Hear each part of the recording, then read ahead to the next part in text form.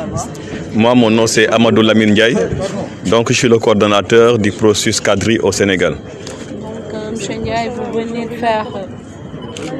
venez d'assister à un atelier de 2 jours sur le lancement du processus lié au risque. Donc, quelles sont les grandes lignes de cet atelier? Alors, merci. Avant de revenir sur les grandes lignes, je pense qu'il faut cadrer le contexte. Le contexte, c'est quoi? C'est qu'au niveau international, il a été demandé, nous avons un cadre international de réduction des catastrophes qui s'appelle le cadre d'action de Sendai. Et il a été demandé, il a été instruit même aux États qui ont signé, qui ont ratifié ce cadre, de mettre en place des stratégies nationales de réduction des catastrophes. Et au Sénégal, je pense que l'État a répondu à cette exigence. Et vous vous souvenez, en novembre 2019 et en avril 2020, à 2 conseils de ministres, le président de la République, il a réitéré cet intérêt pour que le Sénégal puisse satisfaire à cette exigence internationale. Raison pour laquelle nous sommes réunis aujourd'hui pour élaborer, en tout cas de manière participative, de manière inclusive, cette stratégie nationale de réduction des catastrophes qui, in fine, va servir de guide pour toutes les actions en matière de réduction de ces catastrophes au Sénégal.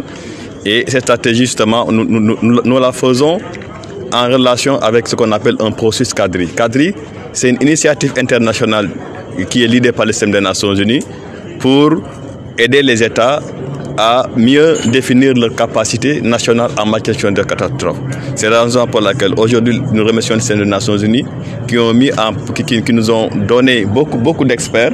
Aujourd'hui, je pense que nous avons une trentaine d'experts des Nations Unies qui sont avec nous, sans compter la part étatique, sans compter aussi les ONG qui sont en train de nous appuyer. Donc, aujourd'hui, c'était la formation. Une fois qu'on a terminé cette formation, on va déployer les équipes de terrain.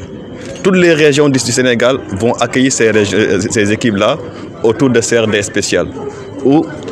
Aujourd'hui, comme vous le savez, le président de la République a instruit pour qu'on puisse territorialiser la réponse aux catastrophes. Il ne s'agit plus de rester au niveau central et de donner des directives. Il s'agit maintenant pour les gouverneurs de région, pour les maires, pour les collectivités et même pour les populations qui vivent au quotidien ces catastrophes, que ces populations puissent donner leur mot par rapport à la prévention, par rapport à la préparation et par rapport à la réponse aux catastrophes.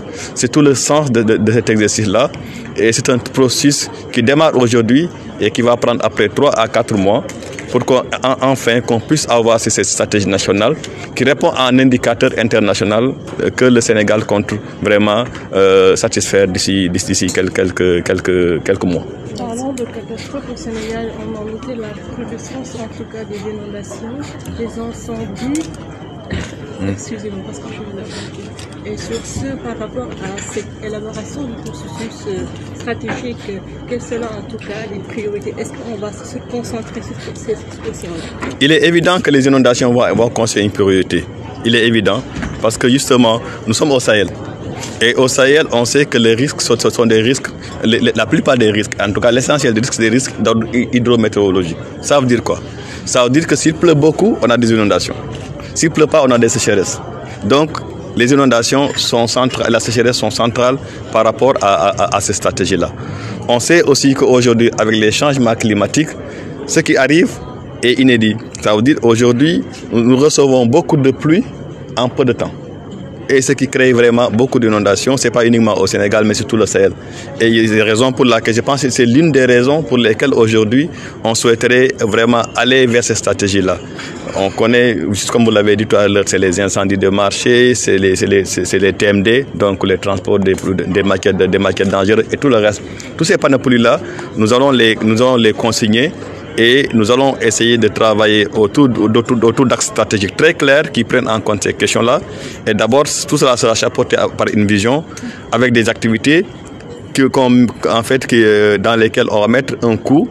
Et la saisie temporelle de cette stratégie-là, c'est la période 2021-2030. Donc c'est ça la saisie temporelle de la stratégie. Mais on va faire un plan opérationnel chaque 5 ans pour un plan opérationnel glissant qui va permettre de voir où est-ce qu'on en est. Et ce qui est central ici, c'est le contrôle citoyen. Donc il faut que les citoyens, tous les citoyens seront mis en contribution. Il y a une approche qu'on a déroulée depuis ce matin, qu'on appelle Leaving No One Behind, c'est-à-dire il faut laisser personne en rade. Tout le monde doit participer là où il est. Et là, j'attire votre attention, les journalistes. La communication va jouer un rôle important. Justement, dans le cadre d'Action de Sunday, il y a